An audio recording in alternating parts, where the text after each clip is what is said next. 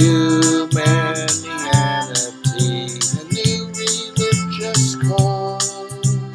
Humanianity, religion for us all. Humanity, now we all can see. Humanity, how much better we can be.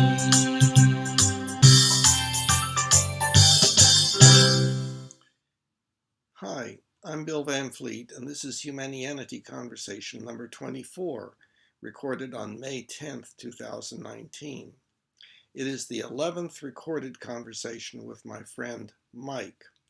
We continued our discussion regarding our disagreement as to how the Humanianity concept is presented on the website. Mike believes the association with the concept of religion leads many to believe that it is being presented as a new religion rather than as a movement within religion. And he believes this is a turnoff, especially for many people who are opposed to religion. Whereas I believe the website does a good job of clarification of this issue. We also worked on our problems in communication with the effort to improve that communication. Last time we were talking about humanity and religion, and even though a significant amount of time has passed between when we last spoke and now, which will be, our audience will be unaware of that, but it's been close to a month. I thought it would be a good place to continue because I felt that what I recall that I as you know, we have a lot of differences between us. I actually felt that my position on this was starting to, I felt like I not that I was convincing you, but you were really starting to understand where I was coming from. And we ended that conversation, if memory serves, at least the important part that I recall, was that I had stated, by telling people in the Humanianity website and describing what religion is, you're not giving them the opportunity to understand what Humanianity is about and apply it to whatever religion definition they happen to have, that it's actually creating a block. And I think I also stated that I kind of questioned the authority, quote unquote, you have to make that definition, because religion is so subjective that it almost can't be defined. So, and that's what we were discussing. Mm-hmm. And I think that's a good place to start. So yes, yeah, that is good. Yeah.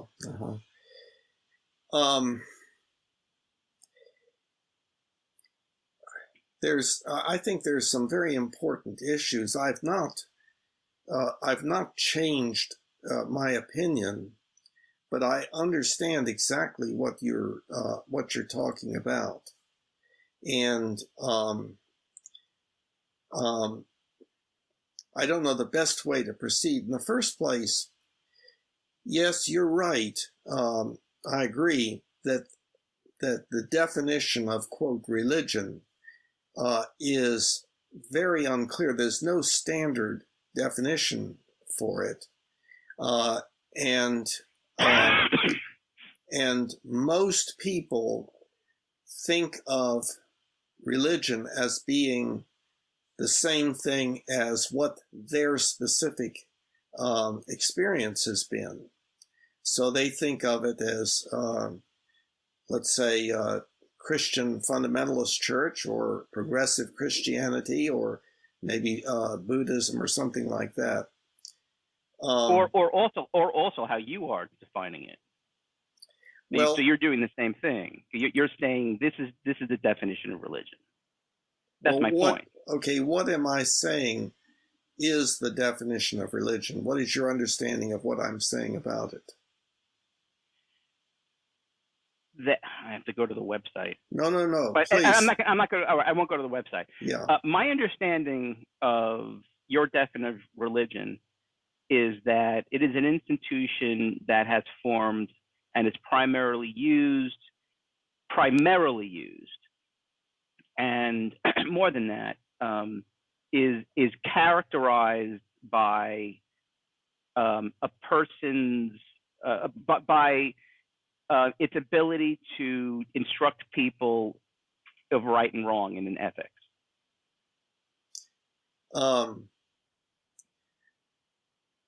No, I don't think that is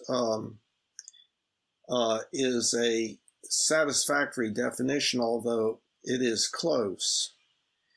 You're referring to it. You're referring to. But my point remains. You're referring to it as an institution, and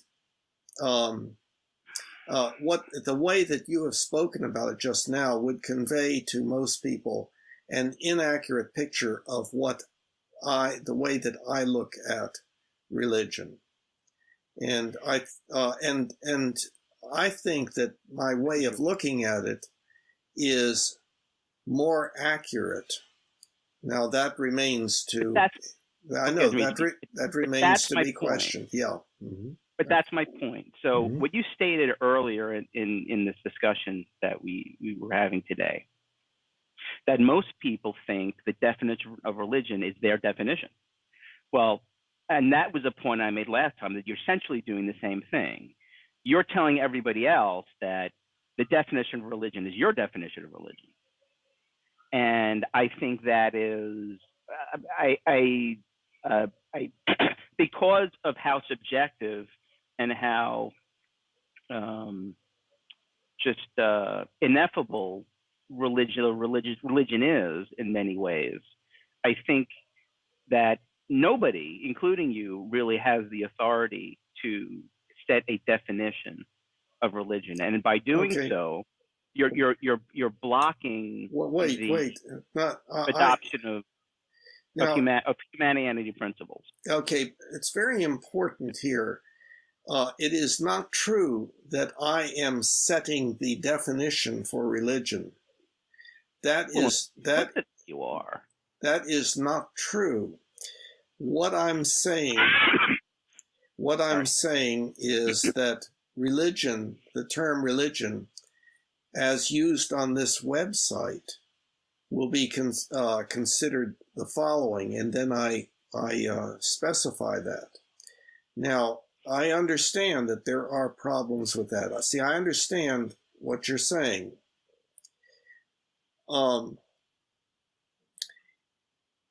What I would ask you to do, well, first of all, what I say on the website is that what we can do is take everything that we point to and call a religion, and then find out what that consists of, what its characteristics are, and then say that which has that set of characteristics is what is being meant in this case, in this website, in this discussion by religion. But there's more to it than that. I would ask you, as I understand it, I don't know who has done the counting, but there have been 4,000 or so religions on this planet. And going back in time, and remember, just parenthetically, that I am looking at our species. I'm not looking at us today. I'm looking at our species from 200,000 years ago, or whenever we would want to say that our species began, to 200,000 years in the future, if we're still around, or further. I'm trying to take a look at us in a very fundamental way as a species. Okay, now, end that parentheses. If you think back to over the past hundreds and thousands of years, I think that you will recognize that there has always been, for each of our social entities, each of our essentially our tribes, or our collection of tribes, especially that has been that part of the activity of that social group that is designed to maintain group cohesion, to help provide the identity for that tribe.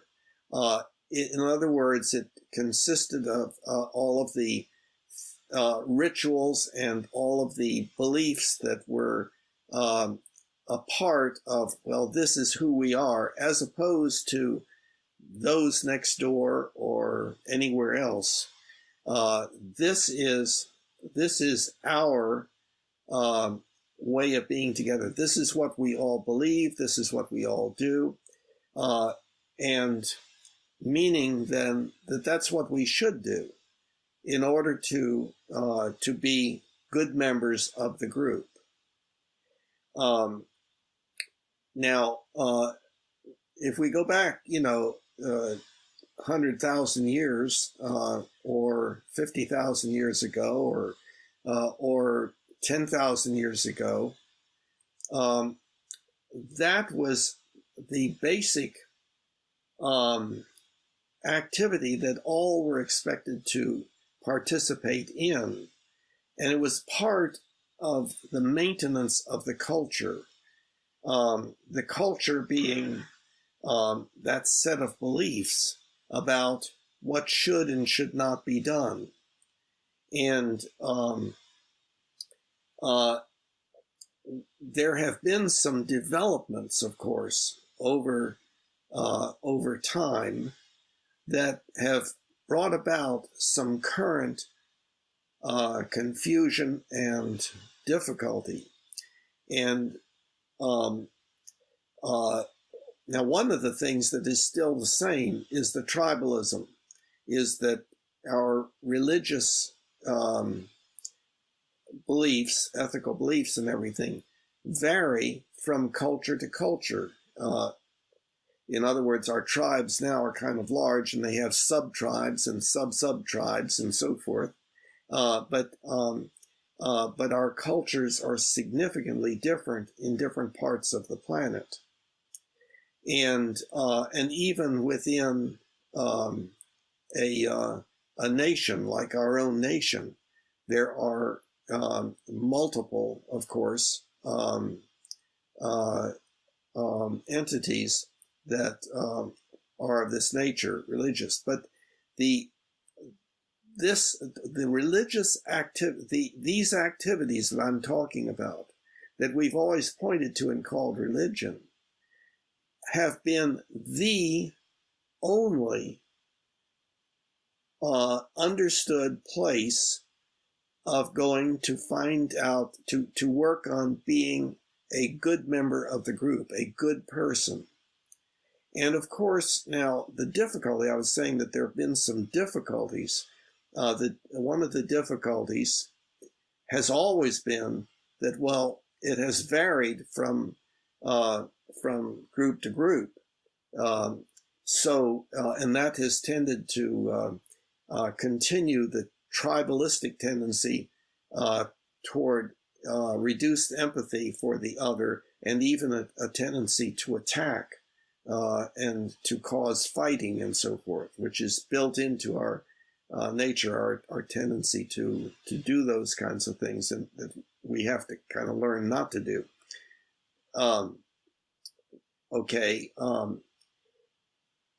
But another thing that's happened, of course, has been our development of science and technology. First, the rules of logic 2,000 or 3,000 years ago, and improving all the time, and then the rules of evidence, giving us our scientific methods and so forth. And so we've come up with a different set of beliefs than have been the only kinds of beliefs that we could have had in the past prior to our developing this science and technology. So we have the quote natural worldview brought about by the natural sciences, physics, chemistry, biology, neurology, etc. Okay, so then, of course, with the advent of the natural sciences, these beliefs that are being held over from the past are called supernatural. They are outside of or superimposed upon whatever beliefs you have that are derived from the natural sciences. And that is a specific area to discuss also, the issue of the supernatural, because I think there is misunderstanding about that, and that is also corrected on the website, I think. I would say corrected,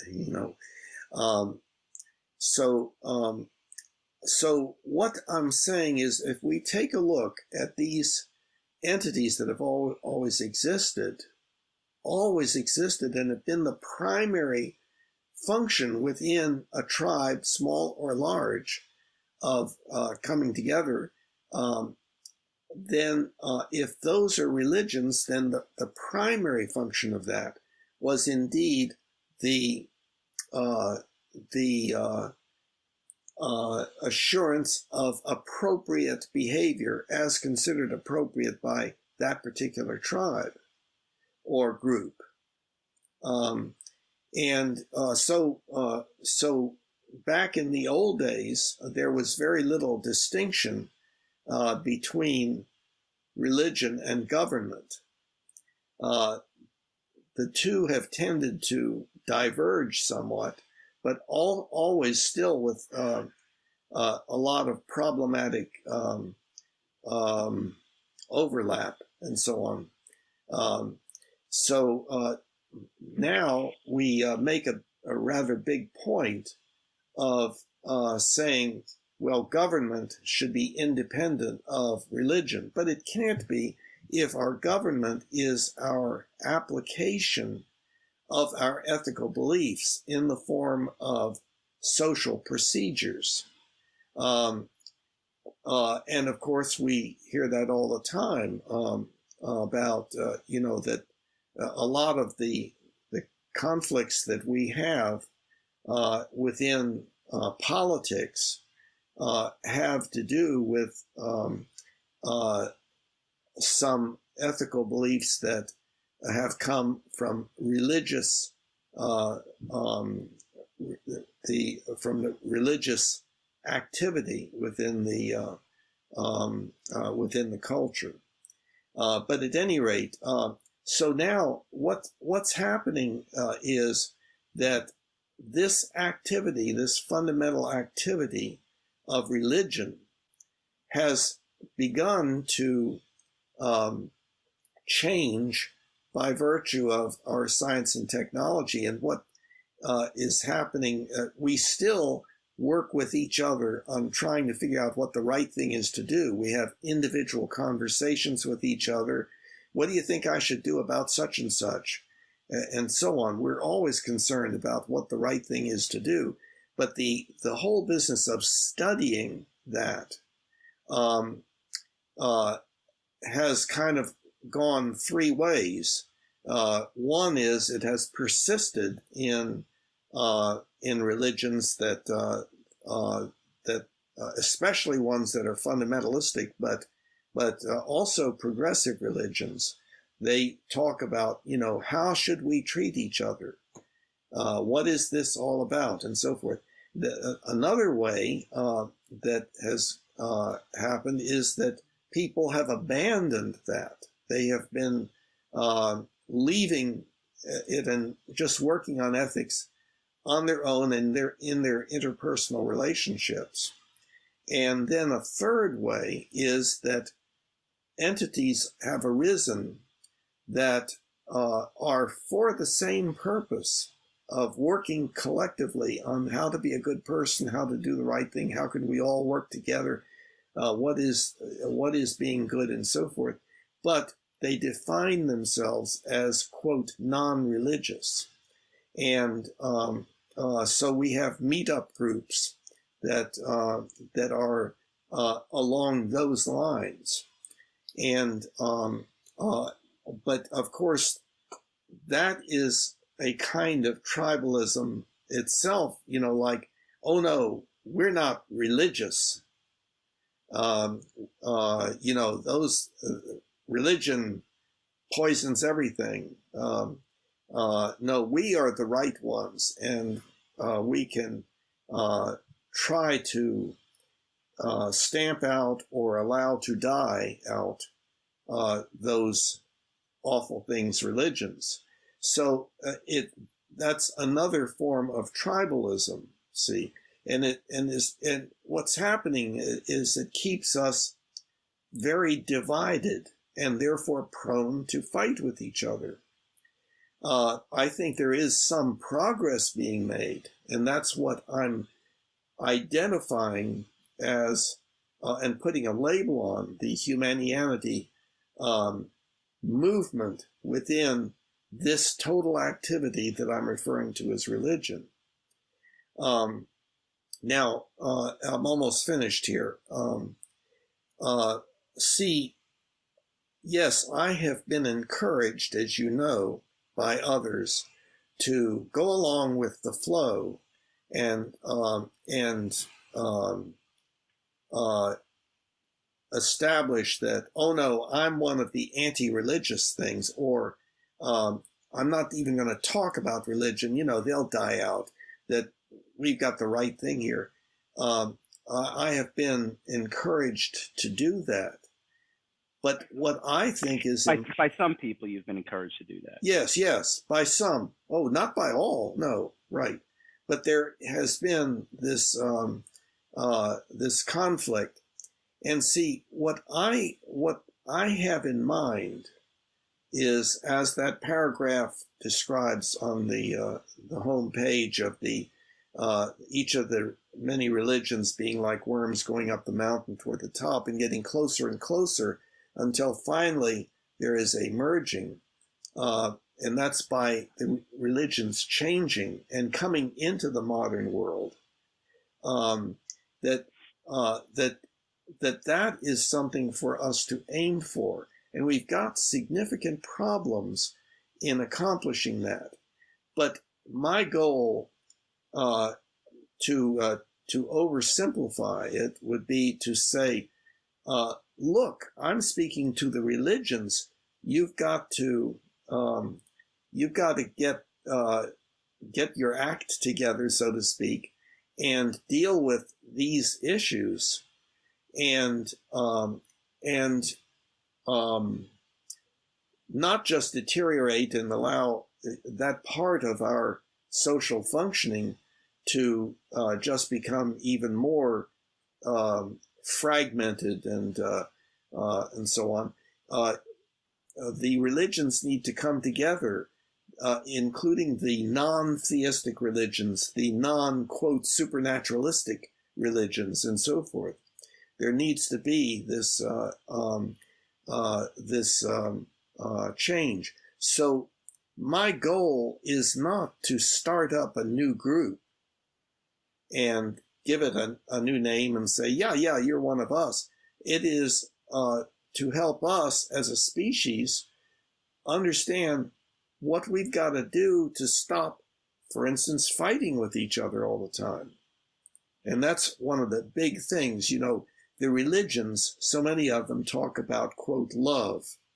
Well, what is love? That doesn't mean that we're supposed to be romantically involved with everybody on the planet, or love like we love hamburgers, or whatever. It is really referring to stopping anger and struggling for dominance and fighting. And there are many different ways of saying it. People don't say it that way. They talk about we need to love each other, we need to respect each other, and so forth. But what we're dealing with, we have the capacity for love and respect and everything, But it's this awful tendency to develop anger and fighting, especially when there's difference of opinion. So that's kind of my answer. In other words, that what my goal is something much bigger than just starting up a new and interesting group.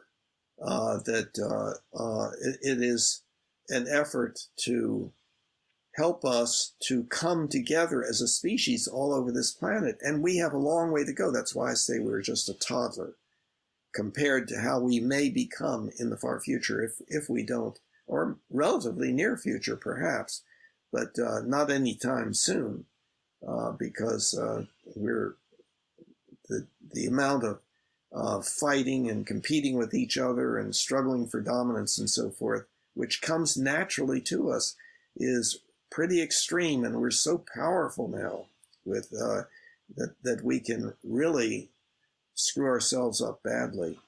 So that's my effort to clarify the religion issue. Okay, so you said a lot there, and I want to give the opportunity to say that again, just for the benefit of the audience. No, I understand that perspective. There's a whole lot I could say about little pieces of it, but the question I asked you and the point that I made that had triggered that statement that you had just made was that I basically stated that you are purporting a definition of religion and as being the definition, and basically what you just did in over the past several minutes is justify why your definition is accurate. Can we clarify? No. That's what I heard. Yeah, I understand. There are lots of different definitions of religion. I am only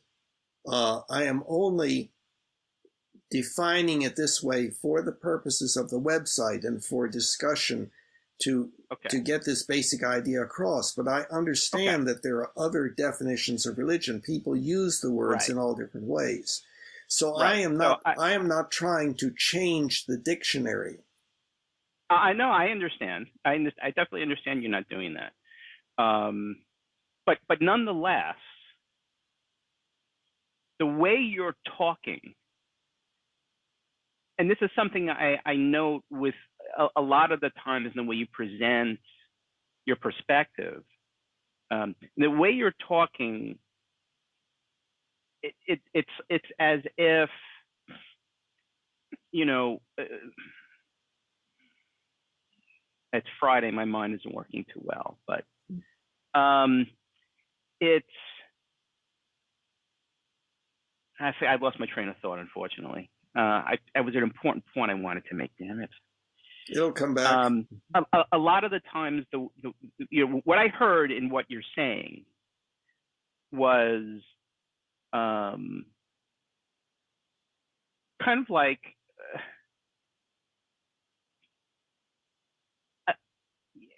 you know, I don't even want to go there right now because I can't. I lost what I wanted to say. But I would like to say this. There was one point in what you had said,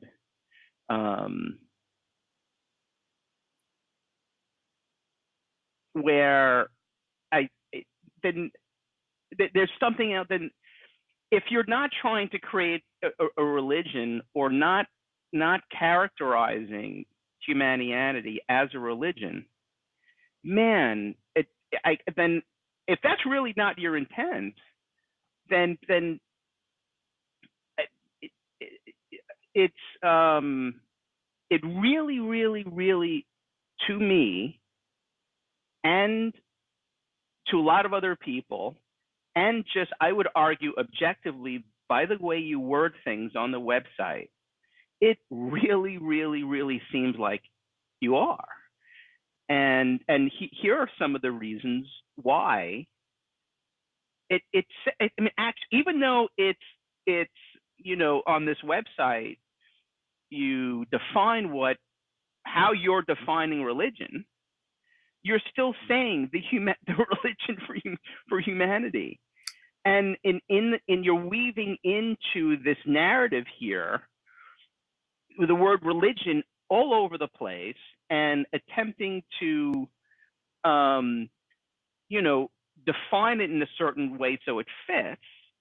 So I mean, I recognize that what you're stating is that this is not your intention to create or a religion, but based on what you've said and the words you use, it is we are not getting that message at all. I understand that. I understand that, and my explanation for it is that it's because it's a very hard message to get. If it were easy, it would. Well, wait a minute. If it were easy, then yeah, people would be. It would already be being done. But now let me go back and ask, what does it say on the website that you think I should, how would you say I should revise it? What should I do? What should I do differently? Well, I mean, firstly, if you don't want,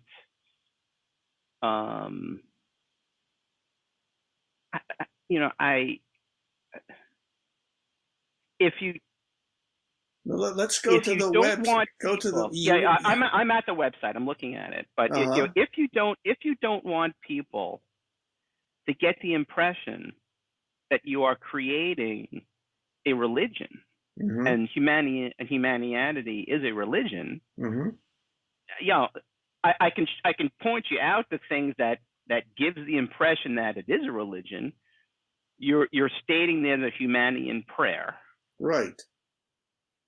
The subtext for the whatever this called, a tagline for Humanianity is the religion for humanity. You're defining religion in that context, and you're using the word religion all over the place. And moreover, you are presenting the concept of Humanianity in a very, very complicated way, even just in this first sentence. Humanianity is a religion, but not currently a religion. It's like you have to really stop, analyze that statement, and like really kind of see what you're saying. It's very difficult. It's very messy. Is the way I would say, and I could go through and read kind of more of this. Yeah, but a see, lot of the things that you say, you're making general statements. How is that a general statement? Remove this. Remove the references of religion in suggested humanity in prayer. I don't think I'm being general. I'm being very specific. But see, what you're wanting me to do is the opposite. I am speaking to the religions. I am speaking to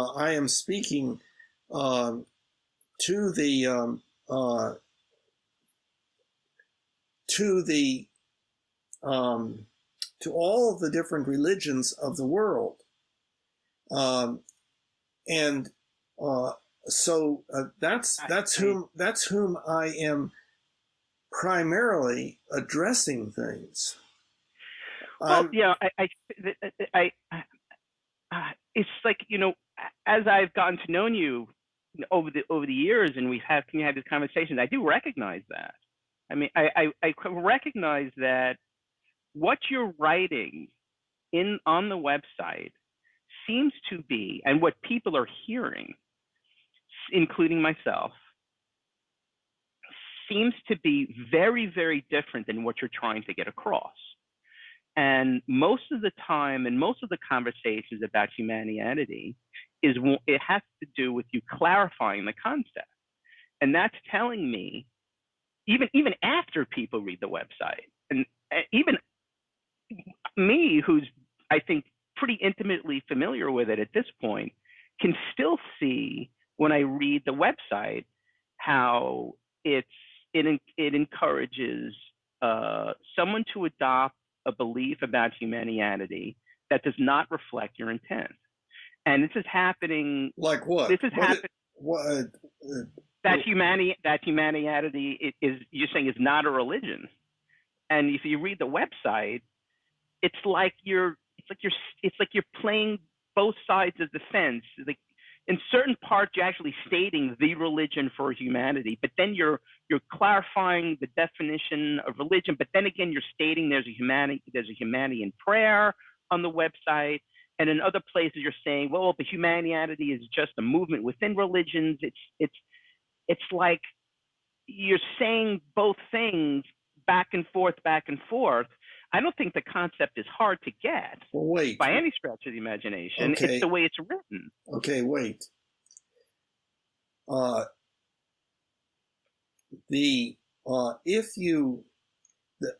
I see you doing several times now is pointing to the tagline, Humanianity, the religion for humanity. Now, as an example of one of the points of confusion that people have. Okay. As one of the things that makes people believe it's a religion.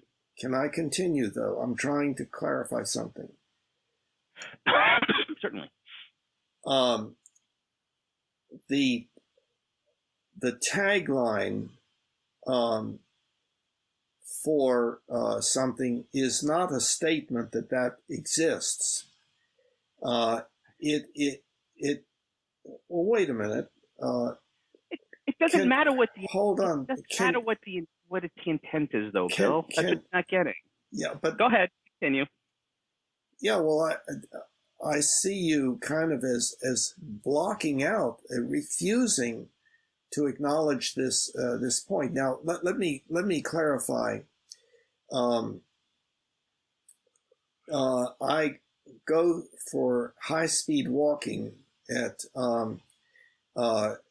South Park Mall every morning, Monday through Friday, and I wear always my top that says Humanianity, the religion for humanity. Now, when I'm walking rapidly, nobody is going to be talking to me. But when I went in the door, this was 2 days ago, I had not started the rapid walking, and a woman was coming up behind me, and she said, "I like your t-shirt." And so I gave her a card. And when I was doing my walking at Freedom Park in the past, wearing the same thing, every now and then somebody would say, "I like your t-shirt." Now, everybody knows that there is no current religion designated Humanianity. So they know by looking at this phrase that this is a recommendation. It is a statement of, wait, please give me a chance here. I'm giving you a chance. Yeah, I know, but I'm saying on the T-shirt, most anybody I think would recognize. I'm saying this is the way it ought to be. Now, but it is not currently so. Everybody knows that. So they know that it is a recommendation, that it is an advocacy. This is the way that we ought to go, is what that is saying. Now, if you take, well, wait, on what just basis hold on, are you just saying that? hold, No, Bill, I got to stop you. On what basis are you making that statement? Did which you statement? ask these that this is that T-shirt is telling people the way things should go? Did you stop and ask these people, what do you think this means? Maybe No. they did think Well, then how do you know that? I think it is pretty evident. People kind of know the different religions, and they know that people can't even say the word. Many people, it is an unusual kind of word, but it is Really? Well, it is a statement that we need to come together as a species and have a religion for us all. Now, let me also, please, before you interrupt here, just hold on. You're not answering my question, please, Bill. please. Okay, I'll get back to it. Okay, go ahead. The question is, where else do you see the statement that is not clear about this? Now, I noticed that you pointed to the Humanian prayer, and I myself have frequently said that prayer. I was saying it daily. I'm not theistic, but I would say it to myself daily and mean it. It is my commitment, and it raises the question, for instance, as to what prayer is. Prayer is not necessarily a begging God for something. There are different meanings, there are different functions of prayer, and so yes, that prayer, the way that it is specified there is, you can include "So help me God" or not. It's "So help me everyone to do this," because that's what I would want. Right. Okay, let me try to say, that's an orientation right. to have. Okay, so I'm not excluding people who believe that there is a God. Not the issue. Okay, go ahead. So let me try to state this in another way. Okay. And let's ask the people in the audience if they're hopefully already. So. Yeah, it would be great if they put in their comments. Yeah. Because so they can do that. So. Mm-hmm. Audience members. Yes. And I'm going to ask you to kind of think about that. You're an audience member too, Bill. Okay. So. I'm not a typical one. I have. Yeah. No, certainly not. I have a website. It's called Practical Philosophy, and it's the religion for humanity. And within Practical Philosophy, we have the Practical Philosophy prayer that we like to recite. And that's all you kind of really, these are the advertising features of my group. So I'm going to ask you, do you think, is your impression that my group that I've started, that I consider that to be a religion? I think that almost everybody in our audience would say yes. You're stating that Practical Philosophy is the religion for humanity, and you have a prayer associated with it. And I haven't even brought them to the website yet and shown them how I have the word religion weaved into practically every paragraph of my of my website. So regardless, that's not true. But go ahead. Well, maybe not. Maybe I said practically. I mean, it's a lot of places in the website.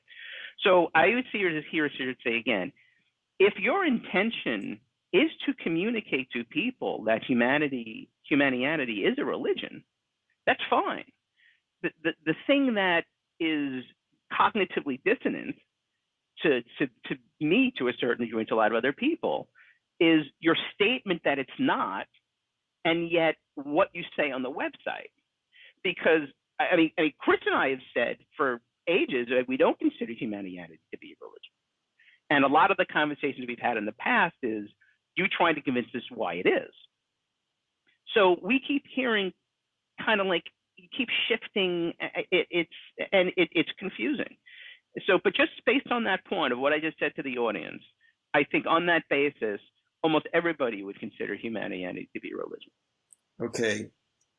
Now, um, what would be ideal would be if everybody could check where on the second page, the detailed or the specific intro um, page. You were currently talking I just was there. about the general intro, but the specific intro, there there is a discussion of this whole issue about religion. Makes it very clear, and uh, I perhaps you could easily go to that and see Yeah, I could. what. I'm at that. I'm at that right now. Okay, what does it say? Can you read I it? want to. I'm not going to go there right now. I want to say something about that first. Okay.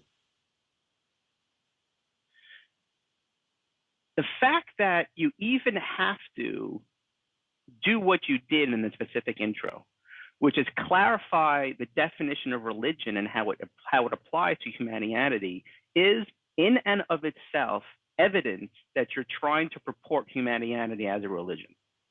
No. Because you're recognizing that people can get confused by your use of the word religion, and you have to clarify it. Yes. Well, why not just not use the word religion? Because it's extremely important. The whole idea of humanity is destroyed if I don't do it. It would just destroy humanity. There would be no reason to continue. Then it is a religion.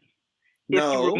If you remove the concept of religion from humanity and it's destroyed, then I think you could say it's a religion. No, that's your way of thinking. I understand that, but that is not what I was asking you. I was asking you to read what it says there, because it is an effort to help people like you, of which there are many, many, many, to get a broader idea. No, because I'm familiar, and I will switch to it. But I want to, before I switch to it, I really feel the need to really confront you on this. Right. What you just stated was, if I don't integrate the concept of religion and define it in a certain way, humanity breaks down, and it kind of falls apart. That's right. If something, it's not necessarily true that it is that thing, but in this context, if you remove the concept of religion from the concept of humanity to such a degree that humanity no longer can exist without it, then that's yet further evidence that you're purporting humanity to be a religion. No, that doesn't follow. How could that not follow in this context? If you read what that says, and it's not inconsistent with anything on the general intro. You read what it says, specific intro, where it describes about religion. There's a long section there, but just even the first sentence. I'll get to it. Okay. Let me. I guess let me try to make it. Try to make another analogy. So if it's very difficult for me to make an analogy, but you have to explain that to me, Bill. How can you have an ideology, or for lack of a better word, that is such as religion, that is so important to humanity that humanity cannot exist without it? Explain to me how that does not almost requisitely imply that humanity is religion. What did you just say? Humanity is. How can repeat what you said? Humanity. I'll repeat my question. No, just the last part. Humanity, what? Is a religion. Is a religion. Okay. So the website makes very clear the answer to that. I'd like to explain it. Okay. I would ask you to go to the detailed intro. specific intro, but I'd like you to explain. I'm sorry, specific. I used to call it detailed. I will, but I'd like you to explain the concept. How can you even abstract it a little bit? Now, how can you have an ideology that requires another ideology to the point that without that other ideology, it wouldn't exist? What other ideology? Religion context. You just said that without religion the ideology, is all sorts of different ideologies. I understand that. Without, in what you just said, we could rewind the tape. I wish we could do that. Mm-hmm. My memory of what you said is, if we remove the word religion and the ideology of religion, the way you're defining it, from humanity, it's almost like it doesn't exist. There's no point. Right. So if that's so, I'm going to ask you a question. If you have an ideology A, i.e. humanity, that relies to the point on another ideology, religion, the way you're defining it. Well, why do you say that humanity is an ideology? Why do you say that? Whatever it is, you're getting involved in semantics. But what do you want to call it? No. Well, what would you like to call it? Well, what we're talking about is in part semantics. But I'm still asking you to go to the detailed. I'm not going to. The specific intro. I want to hold you to this because I feel this is like logically wrong. It's because right there is the answer to your question. Bill, how can you have the answer to your question? How can you have humanity? How can you have? What do you want to call humanity? So I can get the semantics right. What would you like to call it? So it's not an ideology. What is it? A movement? Can I call it a movement? Yes. Okay. A movement in what?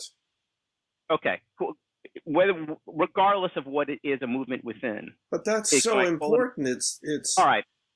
It's all right. Not then let's call it a movement within. Let's call it a movement within religion. Okay. Okay. So if you can have a movement within religion that you are saying to me, because you could have a movement within a religion that's a philosophy. You could have a movement within religion that is an ethical movement. You can have a movement within religion that is like a rational movement, a punitive movement. You can have lots of different movements within religion. Can you tell me what is? Can you tell me what is this movement? What is the movement?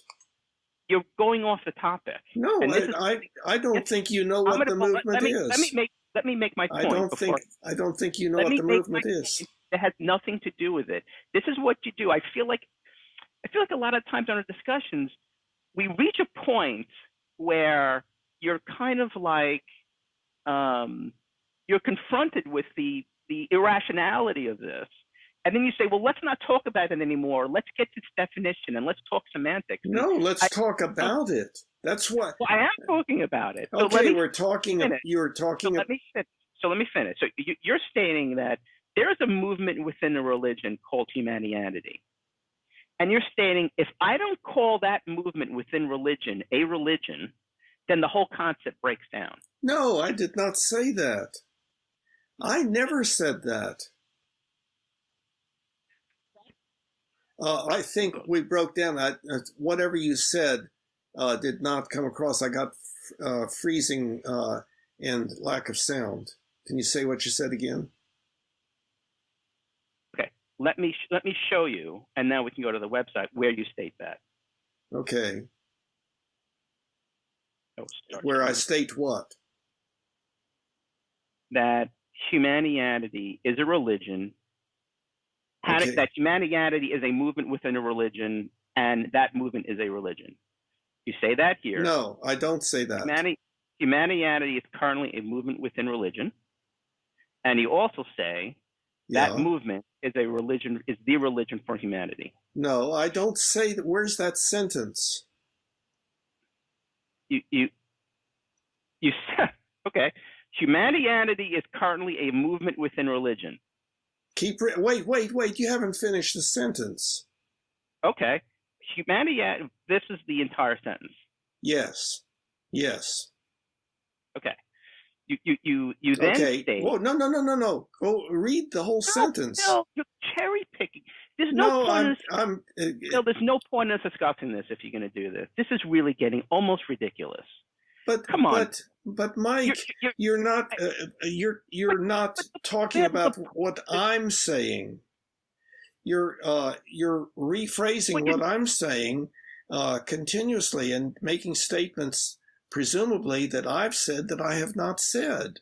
So I'm asking you to show me a sentence that I have, but this is what you do. I have. Okay, let's read the whole sentence. Sentence. Let's read the whole sentence. Well, I'm hoping the audience could be doing that while we're doing it. But if you want me to I'm not sure Humanianity how well they can. Humanianity is currently a movement within religion, within many specific religions to varying extents, and within the human species in general, away from authoritarian ethics towards rational ethics, and specifically towards rational ethics based upon the above humanity ultimate ethical principle, or some ultimate ethical principle very much like it. That's the set. Okay. So you were purporting what I said before. Humanianity is currently a movement within religion. Right. Okay. Right. Exactly. So then let's read the next sentence. So why do I state that you are purporting, or well, yeah, you are in on one hand that movement is a religion because you're saying humanity is a religion. Whoa. Read the sentence, please. Humanianity, I was about to. Humanianity is religion, but not currently a religion in the descriptively accurate sense that it is this. And this is what I said before.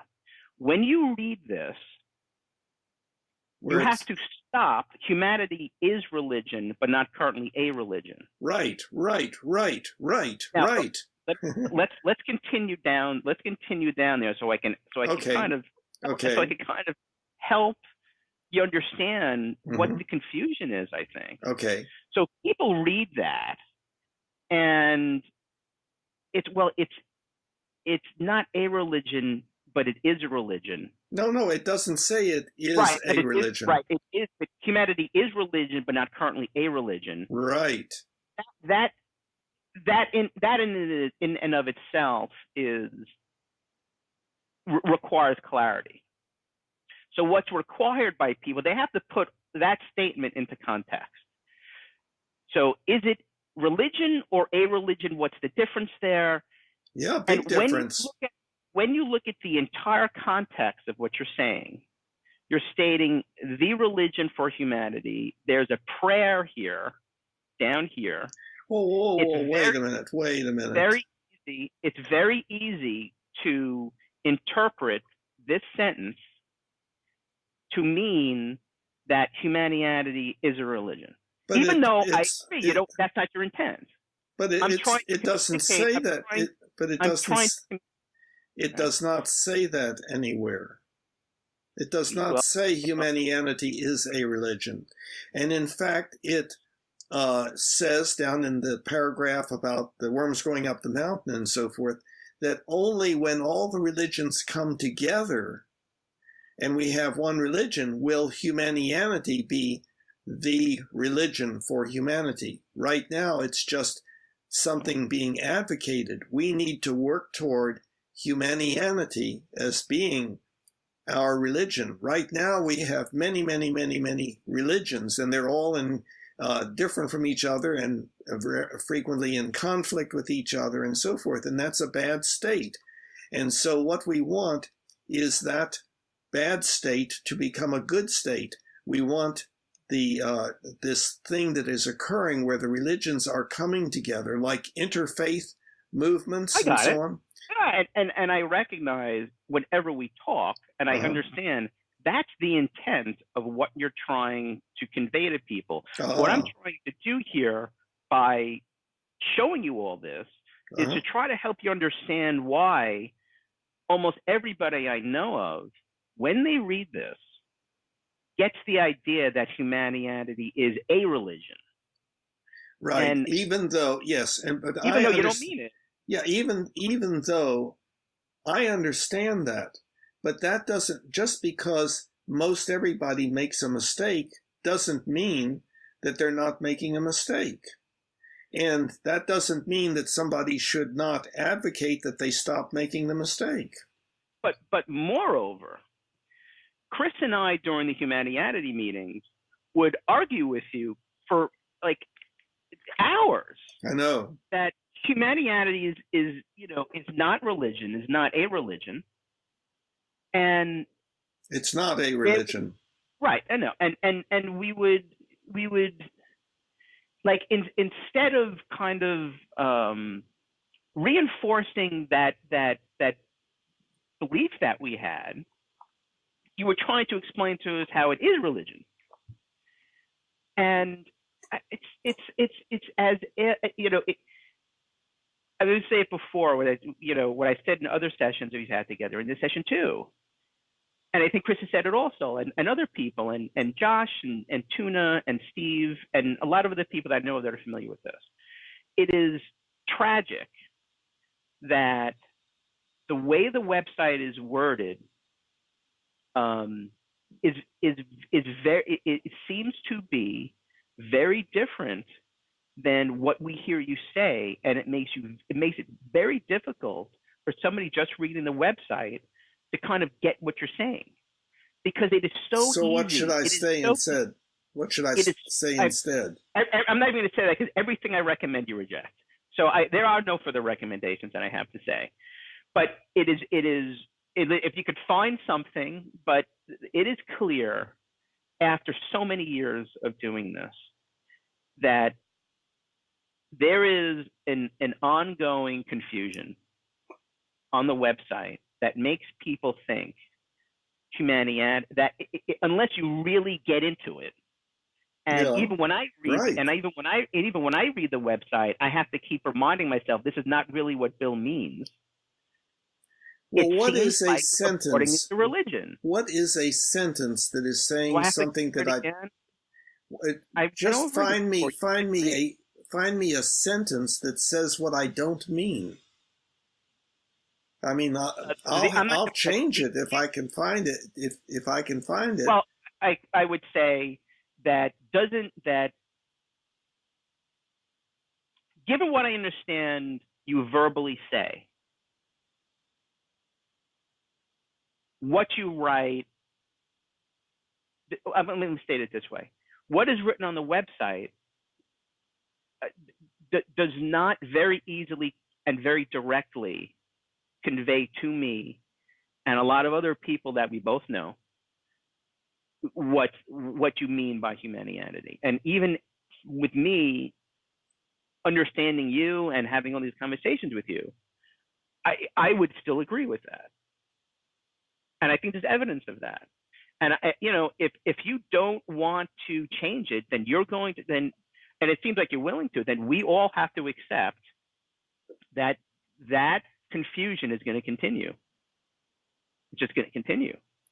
Which for me is very tragic, because I think that confusion blocks people from understanding more of what Humanianity has to offer, in my opinion. No, I understand that, and I've heard you over and over expressing that opinion. You keep saying that what I say on the website is different than what I mean or should mean, I gather. And that I should change. I clarified that. And that I should change. And that I should change. I should change what's there. Bill, what you just said is not what I reflected, so please let me restate, and please state what I just said, my rephrasal. Okay. I said that what we understand your website to say, most people, I would gather to say everybody that I know of that read the website, okay, what we understand from your website is very different than what we understand from you verbally. So I'm, from your perspective, whether or not that matches your intent, that's what I changed. I don't know if that's true or not. What I can certainly say is for me, and from almost all the other, I'm not even going to use from all the other people I know of that have read the website and heard you talk, How many They're people? Josh, Steve, Tuna, myself, Chris Tite, and that's all I know. But in every Okay, single okay. 5 businesses, Now, I it's know been that I know that I know that most of the people that you are describing, that you're listing, are people that have a particularly negative view of religion. I And don't I don't though, but they do. okay. But most of the people that you described, and I am aware of that. But that doesn't mean that that's true of everyone. And there are lots of people who feel good about religion, but are not pleased with some of the hang-ups that are still within religion, and they are thinking progressively and so forth. And and I consider the religions to be an important um, uh, activity uh, within our species. They've always been that way. Right now, what we're dealing with, of course, is an unusual reaction against the religions because of certain characteristics of them. One of the characteristics is that, like any other thing that we do, they can be corrupt. They are not all corrupt. They can also have mistakes in them, like anything else that we do, and they can have bad features in them, like anything else that we create, whatever it is. Right. So it is a self-improvement project, a Well, let me ask you. self-improvement by the Right. species. Let me ask you a question then. Okay. You would ask. So, how many people do you know of that have read the Humanianity website, who are religious, and who do recognize it as the religion for humanity? How many people? I stated 5. Right. Who do you know of any others? Well, I know of, well, one comes to mind, but that's not, I have not engaged in activities um, that that enable that sort of the collection of such people. This is still something that is not gotten off the ground. No, I understand that. I understand what you're saying. Well, what's my next point then? Okay. So I'm asking you, what do you think my next point is going to be? Give it up. No, not at all. Well, You have. Well, let me state my conclusion then here. Okay.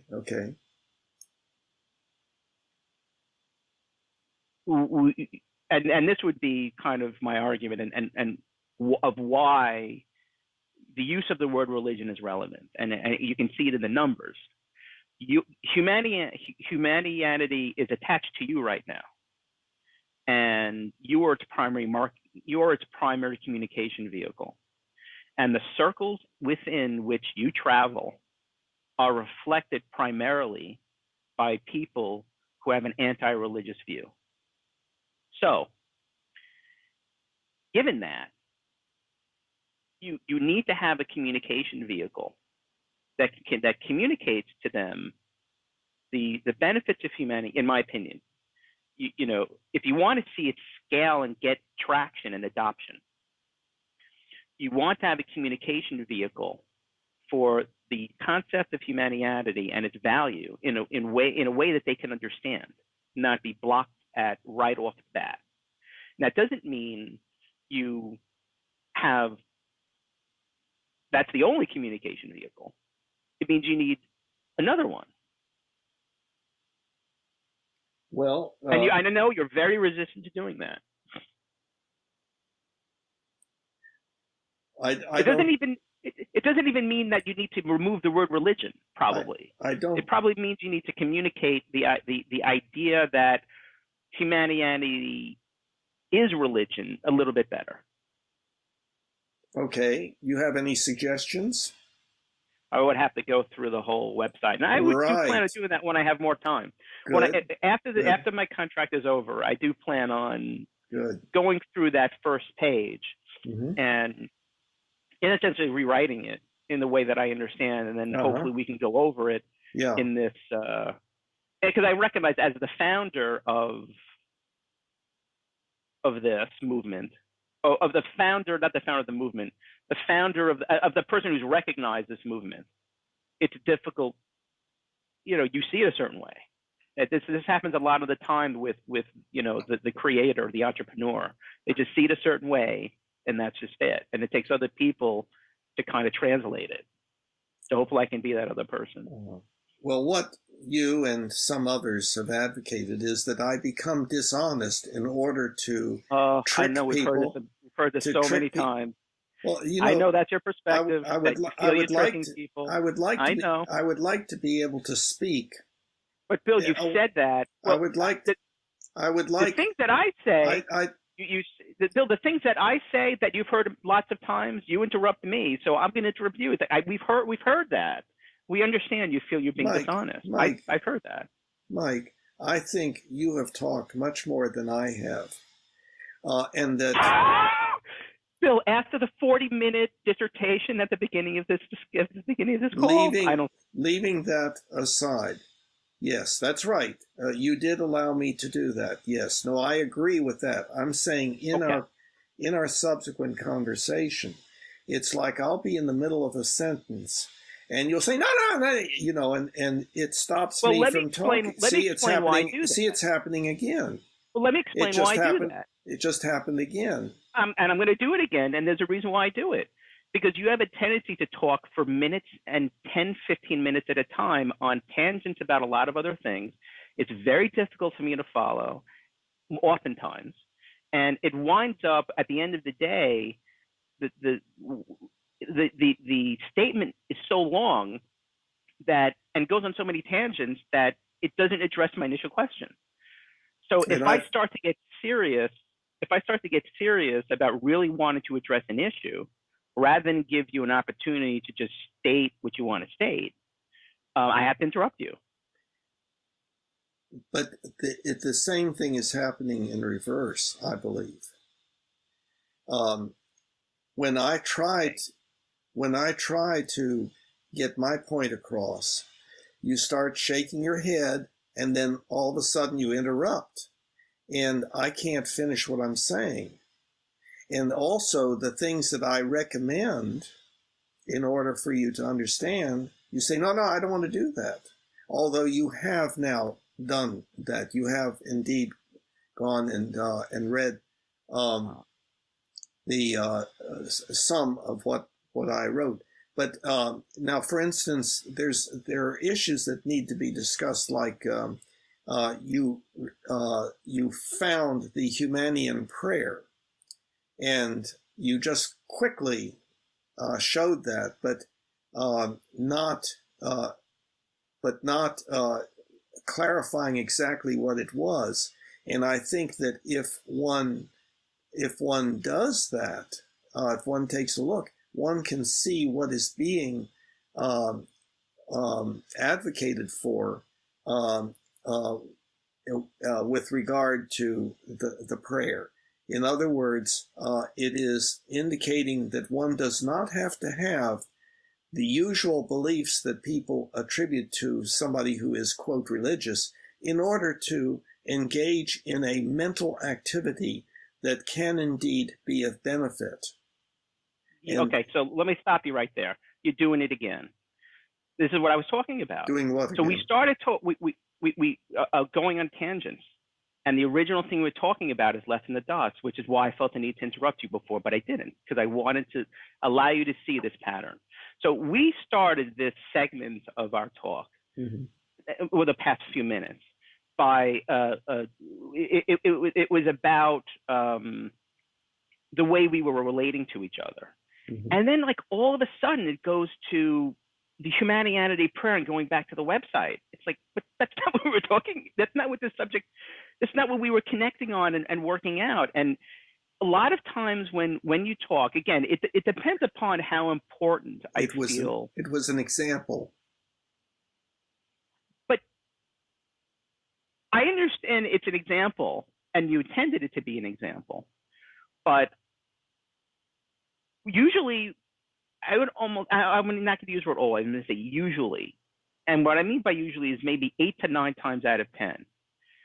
If there is no interruption, you'll start, for example, about the definition of whether or not, the definition of religion and whether or not humanity is religion. That'll be the topic of issue that you're starting to relate, to communicate back to. And who brought up the topic? Whether I do or you do. Like, let's say I do. Like, I ask you a pointed question, and I say, Bill, I've kind of, I think Humanianity is religion. And you'll start talking about that, and then you'll go into, for example, the first fundamental, I forgot what you call it, the first, the 3 fundamental changes of humanity. What do you call that? The 3. Exponential changes. Right. You start going into the 3 exponential changes, and you start going to like the history of religion, and then you talk about the way people are seeing the religion now, and it's like I actually have taken to, while you're talking, almost like writing down things, that responses, and to try to remember what it is we were first talking about when I don't interrupt you, which is what I wound up doing in that first communication when I didn't interrupt you, and your statement went on like 20 minutes. So if a lot of the times when it's important, I feel, for us to stay on topic, I have no choice but to interrupt you, because your communication style goes on. Your communication goes on for so long. It's like I lose, for me certainly, track of where we were, and there are so many new questions brought into what you're saying. It's very easy for the conversation to go on unbelievable tangents. Well, can I say something now? Sure. I think that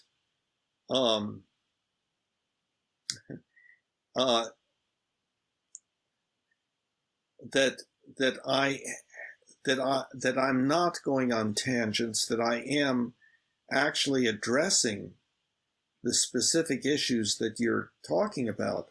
But it's like, as soon as I support my position, you start shaking your head, and before long start interrupting the what I'm saying. And so I think, I understand there is difference of opinion between you and me. I understand that. No question about that. Now, it's possible. That's not why I'm shaking my head. Okay, what? Okay. I'm not shaking our head because I disagree with you. Well, and in fact, a lot of the things I don't disagree with you. So I was in the middle. I was in the middle of saying something, and you stopped me. Why? Tell me why. Because you made a statement, or you insinuated that I was doing something, and you were wrong about it. I'm sorry? Said I disagreed. You said I shook my head because when I disagree with you. And that is not why I'm shaking my head. Oh, okay. Well, tell me why you're shaking your head. So and that's another reason why I interrupt you. Okay. Because you make a lot of the time assumptions at the beginning. And there are the times when I really interrupt you, when I say, Bill, no, stop, time out. That I typically do because you make a statement of an assumption, particularly something about I would say, but not always. And the entire rest of your thesis rests on that assumption that's wrong. So I'm put in a position where, in that situation, you kind of said I shook my head because I disagree. So if I was to kind of allow you to continue on the conclusion based on that assumption and me shaking my head, it's like we would have wasted 10 minutes. No, I understand. I understand. Right. So the reason why Right. I Okay. I I understand that that is how you are seeing it, and that's a reasonable thing for you to do, to want to interrupt something that's going in an unfavorable direction. I think there's something else that happens though, where when I say something, um, what you have in your mind already um, puts that on the shelf as another crazy thing or whatever that Bill has just said. I don't mean crazy, but as something that is not so, or something not acceptable, or in other words, something wrong with it. Now No, I don't feel that way. that may be incorrect, Yeah. Uh, but I do feel like there are certain things that I try to get across to you that it seems very difficult, impossible currently to get across. Now, I am aware of that phenomenon with among people in general. You know, people can disagree with each other for very long periods of time. I think still the sharing and comparing of ideas is important. So I think what we're doing is important, and hopefully it will be of benefit to somebody else.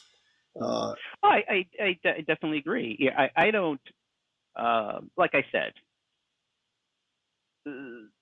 the the difference of opinion that we have on things, I probably exacerbated a little bit more than it really is for the benefit of a discussion.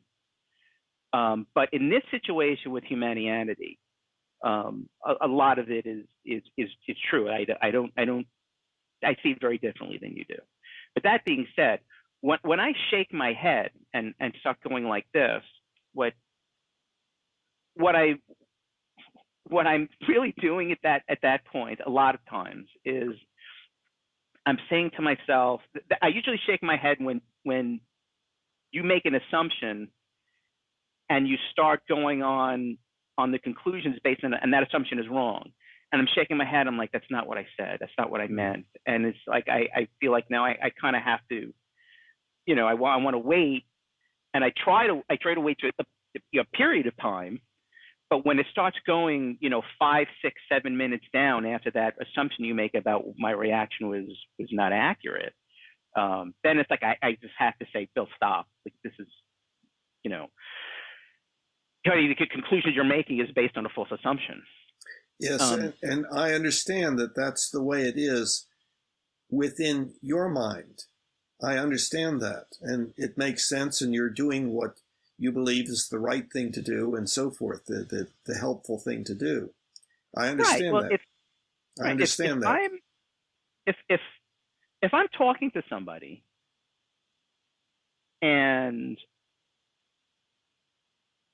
I say X, and they interpret what I said to mean Y, then it is certainly incumbent upon me to say, stop. I said X, you thought I meant Y. What I really meant, let me clarify, what I really meant was X. And with somebody who has a communication style like you do, which is to go on for a long time, I have no choice but to interrupt. Other people's Oh, you froze. You froze. Like we lost something. It froze. Repeat what you just said. Am I here now? Yeah. Mm-hmm. I said other people's communication style is more of an interchange, back and forth, back and forth, back and forth. And in which case, it's easier for me to correct people's false assumptions. But with somebody who's a communication style of more like a long concept that's explained, the only way I can correct an assumption that's made that's not accurate is by interrupting and say, well, wait a minute, Bill. That's one reason why for the interruptions. But another reason for the interruptions is when you go on those long tangents. Now, I shouldn't say it's like that. When you go on that like long communication about something, and you base that communication on an assumption you've made. That's not necessarily what I've communicated. It's like everything from my perspective of hearing your explanation, everything that I'm hearing doesn't make sense to me, because the assumption that you've made, I don't agree with. And it's like at a certain point I have to say, wait a minute, Bill, everything you've said is kind of, you're assuming this, and I don't agree. So, I put in the, go ahead. Well, Mike, I understand what you're saying. And I understand that from your standpoint, you're doing the right thing. Now, to be sure, at the beginning, you gave me a period of time to give a coherent presentation, a certain amount of it, which I hoped would do some good. But after that, it has been very difficult for me to get us to, you would make statements. In fact, what you were describing me as doing, I saw you as doing. You'd make statements about, you say that Humanianity is a religion, and then you deny it. Well, I don't ever anywhere say it is a religion currently. I do believe that it is a movement within our religions. Okay, well now somehow you're saying that doesn't work. Okay, go ahead. Maybe we should do this. Maybe I should raise my hand, or you should raise my hand when we have made an assumption. Oh, yeah. Yeah, that's what I meant. When we have made an assumption or a statement that I don't know what you're talking about. So I don't remember ever saying that you're saying it's a religion, then denying it. I said that you are stating it's a religion on one hand. Let me finish. Let me clarify what I mean by that. You are stating on the one hand that it is religion. And then on the other hand, you are explaining why it's not a religion. And I said, that's confusing for people. Okay. I understand that. Okay. Continue. Well, just because something is confusing and difficult to understand doesn't mean it should be abandoned. We shouldn't get rid of quantum mechanics because it's difficult to understand. I would argue that the intent of quantum physics is different than the intent of Humanianity. And the difference of that intent, I would argue, does mandate a different communication vehicle. Well, I don't understand that. Hold on a minute. All I was talking about was the issue of, because something is difficult to understand doesn't mean that it should therefore be disregarded. There is a place for trying to get across ideas that are difficult to understand. And indeed, that's what I see myself as doing, trying to get across something that is difficult to understand. If it were easy to understand, there'd be no need for me to be trying to do that. I disagree. With what? I think that the final part of your statement, when you said, if it was easy to understand, I wouldn't have to explain it. Something could be easy to understand, but because of the way it's communicated, it is very, very unclear, which is what I think is happening with Humanianity. I don't think Humanianity is hard to understand. Really? I think the way it's communicated, is difficult. Okay, would you then do your job right now? How would you communicate it? What would you say it was?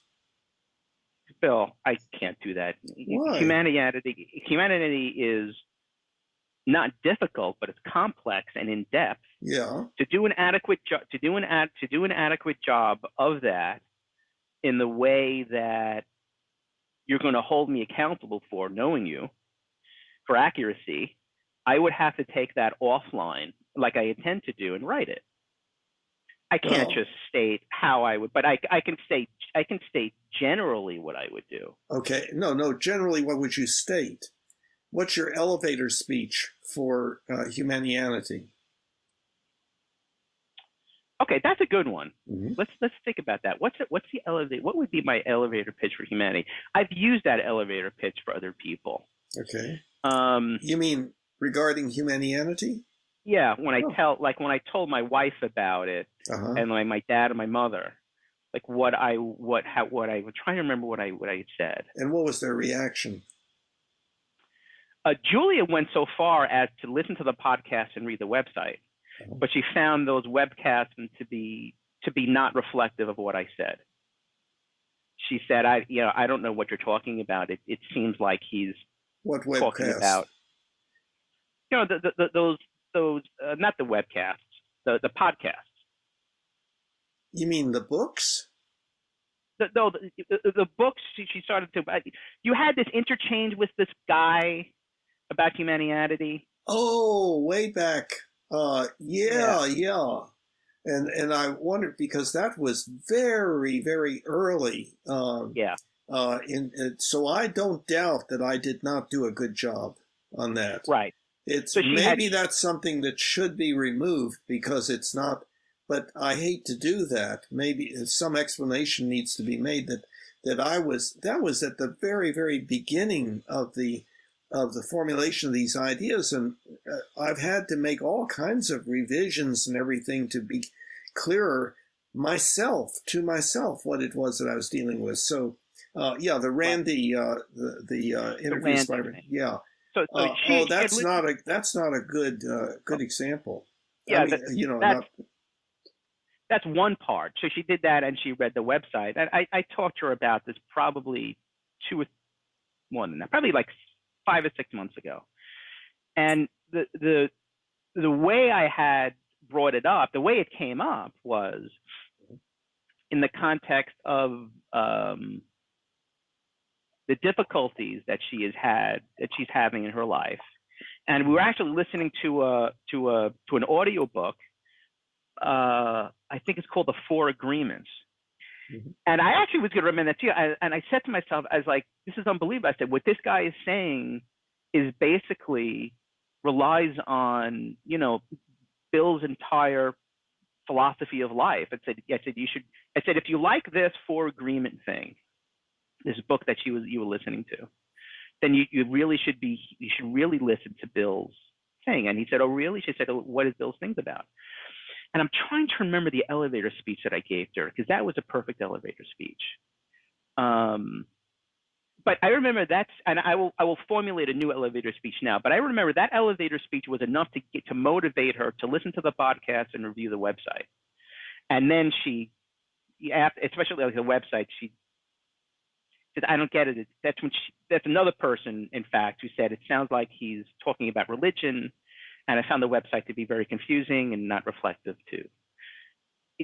She was looking for how believing in or how adopting Humanianity could help her. And that was difficult for her to kind of extrapolate. What she was reading about on the website, which I think would be one of my changes, is how it helps humanity. But she was kind of looking at it to a much more personal, like, how can this help me? Oh, you've broken up. You broke up. So, repeat what you said. Repeat what you said. You broke up. I said that she was looking for how the Humanianity website and concept would help her personally in her life.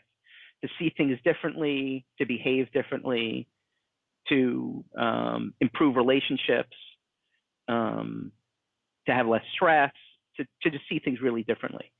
And I understood Humanianity well enough to make the connection between what she was hearing, but she didn't. Okay, here is an important distinction, and I try to make this distinction clear on the website.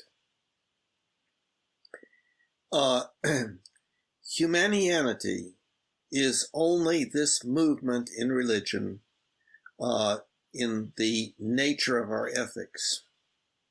And it does not require any set of beliefs. There's no dogma associated with it. There's no, therefore you should do this, that, or the other.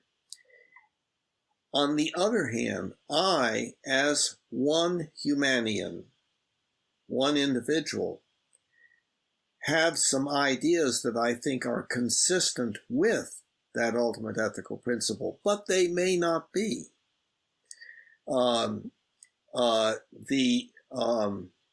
I think we should work toward getting away from punishment, that we should work toward getting away from tribalism and so forth.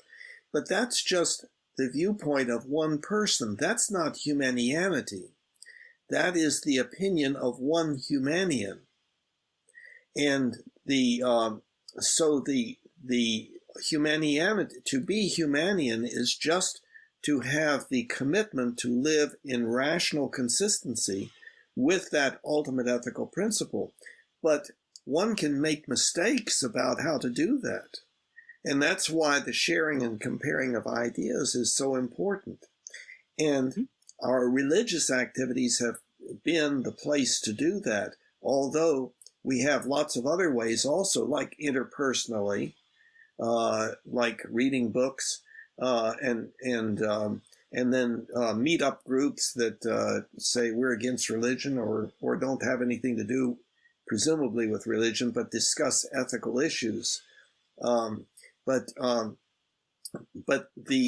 how to live one's life, like whether one should be honest or dishonest, and if one should be dishonest, under what circumstances, whether one should have only one primary significant other relationship or more than one, or whether swinging is okay or not, or issues about whether we should recycle such and such or not. All of those are opinions that are not a part of some dogma of Humanianity. They are just opinions that individuals have.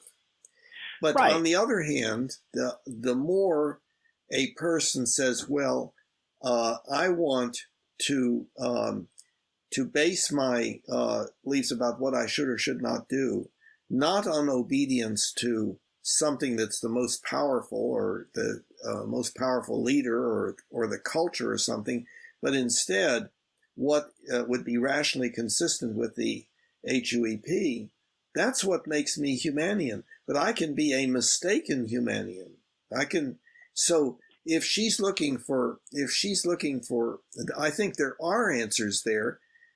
If she is looking to work on her ethics, then it should be religious activity of some sort. And that means sharing and comparing ideas, listening to other people's ideas, listening to sermons, listening to people's ideas about studying literature. That literature does not have to be ancient literature. It can be current literature. It is the effort to have one's views challenged so that one can think more deeply. Go ahead. So the reason why I raised my hand is because you were making an assumption about Julia's intent and desire about why I suggested she go to Humanianity. It didn't have to do so much with her behaviors and how she should be, and in a way it did, where the end result of what she was trying to do is improve her life and make her happier and deal with these issues she was having. But the reason why, let me make the actual real connection here. So in the Four Agreements, one of the main Four Agreements, refresh my memory. There's a book called The Four Agreements that we were listening to. Okay. It was an audio book. Mm-hmm. And there are lots of premises in the Four Agreements, but I would argue that a fundamental premise of the Four Agreements is that The reason why you have a lot of the problems that you do is that you have relied on an authority figure to tell you what you should believe and how you should see the world. And that's what he means by agreements. That so what you have to do, his argument is what you have to do in life is to break away from this recognition of this authority figure to tell you what you should do and create your own agreements. And these are the first 4 agreements that you should make with yourself about seeing the world a certain way. Okay. And I said to you, I said, and as I was hearing this guy say, is like, this is all to do with, this guy who wrote the book didn't recognize this. Okay, can you say what the 4 agreements are? Yeah, I don't remember. I could look it up very quickly. But that was inconsequential. I could look it up and I will, but what was of consequence of it, and what I told to Julia is, I said, you know, Bill's books and Bill's website explains why what this guy is saying is true. And I said, if you really want to understand, and I especially said, by the way, the mind-body problem, I said, if you really want to understand, because when this guy in this book, The 4 Agreements, when he was talking about in a lot of poetry, how people come to believe that, you know, their subjective experience is reality and don't recognize that that subjective experience is based on a lot of times, you know, like cultural issues, cultural things, and things that are happening, you know, in the person's history with regards to their parents or the state or various authority figures. And I explained to Julia, I said, what Bill and I talk about, it's Spanish a lot, and especially this mind-body problem, is actually the mechanism of how that works in your mind and how it plays out in culture. So Julia's interest in Humanianity and your books and your writings had to do with getting a better understanding. And this, one of the things she went to is the mind-body book, is getting a better understanding of how her mind works. And my argument to her was, if you understand how your mind works accurately, you can make decisions in your life that reflect what you want to accomplish. And this is something, you know, because if you don't understand the way your mind works, you're not going to make the right decisions to make yourself happy. And in the context of this, I brought in the concept of authoritarianism and how Bill talks a lot about that in Humanianity. So continue. What were you going to say? Well, I would not think that the mind-body problem book would have the kinds of answers in it that that would be of help to her, though I don't know what kinds of problems she's thinking about. But I would say in book 1, there are a couple of chapters that I think are extremely helpful and important, and it's rational ethical anger prevention and rational ethical child rearing. So I don't know whether she read that or whether that was of any help and so on. But we both did, in fact. We both read anger prevention and the child rearing. Okay. In lieu of the birth of our baby, we read both those things. She really liked the anger prevention. Yeah. And she really liked the child rearing thing. The non-punishment thing. Yeah. But let me convey. You broke up. You broke up. You broke up. You broke up. Sorry. Let me say it again. Is it better? Yeah. I'll say, you didn't miss anything. So let me convey to you, I guess, and I think this is something that Chris has talked about too, but I won't speak for him at this point. But, like that mind-body problem book was like groundbreaking for me in how it touched my life, because I have spent and I am very interested in Eastern religions and certain types of yogas. And these books describe in poetry a lot of what you describe technically in the book. And reading that book made I can even say some other things that kind of might spook you out, but I won't go there. But reading this book with you the way I did was like, it was like a mathematical proof that it was like a mathematical proof for a lot of my belief systems that I didn't have until I read the book. They were just beliefs, and they were poetry.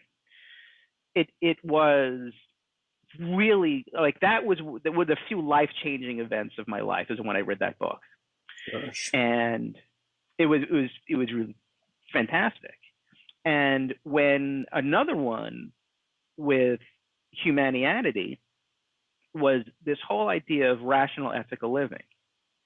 And this is what I was communicating to Julia. I said, this idea of rationality, this idea of not just going on your instinct as a chimp, which I explained that whole analogy you made. I said, being human, and I explained, where we're going, and it's this whole idea you have of the 3 exponential changes. And I said, that's what it means to be human. And that's a part of ourselves we need to embrace. And Bill talks a whole lot about that. The idea is rational ethical living. And the idea is that I reported to Julia was that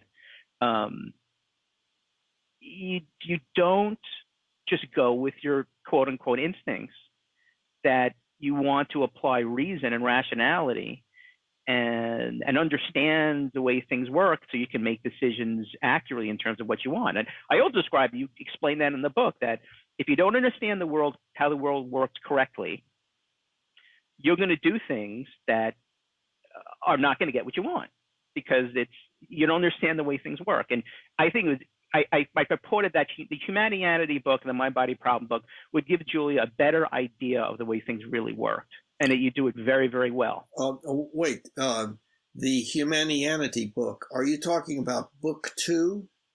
Because I don't consider that to be a real good book. No, I'm talking about the Mind Body Problem, anger prevention, the child rearing, and the website as well. Okay, so book 1, book 3, and the website. Right. And you're referring to just one part of book 1, those 2 chapters that are there's a kind of a basic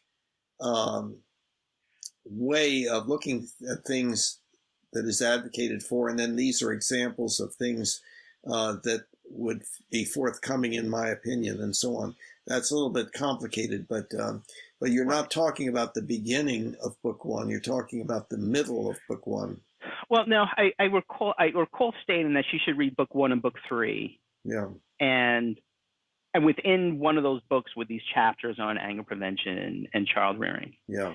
And I remember she kind of in the beginning, I remember she was very interested, then she kind of lost it.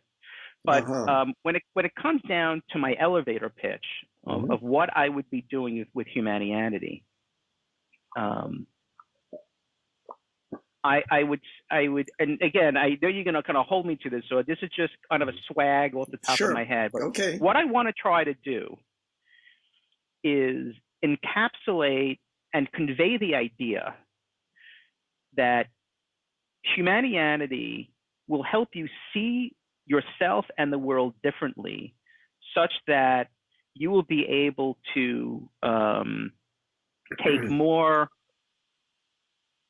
for lack of a better word, like rational control over your life. And it is something along those lines, that one of the things I'm going to do is leave out this whole idea of the big picture of what's happening with humanity and these technical observations you're making.